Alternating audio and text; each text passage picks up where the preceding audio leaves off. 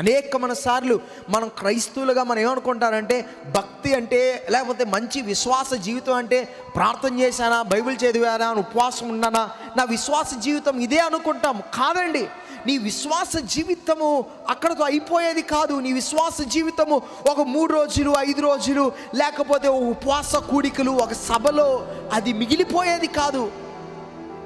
నీ విశ్వాస జీవితము ఈ కూడిక అవతలు ఉండేది, సంఘానికి అవతలు ఉండేది, ఆదివారానికి తర్వాత ఉండేదే నిజమైన విశ్వాస జీవితం. అనగా నువ్వు వెళ్ళే ప్రతి స్థలములో క్రీస్తు పోలికగా ప్రయాసపడి పనిచేయుటలో, నమ్మకంగా పనిచేయుటలో, యథార్థతలో, విశ్వాసముతో పనిచేయుటలో మనం ఏం చేయాలనగా ఆ ప్రత్యేకతను కనపరుస్తూ ఆ భక్తిని మనము మన కార్యాల్లో అనుదినం మన జీవితాల్లో కనపరిచి వారై తీర్చబడినప్పుడు మన జీవితాలు బట్టి దేవుడు మహిమపరచబడతాడు.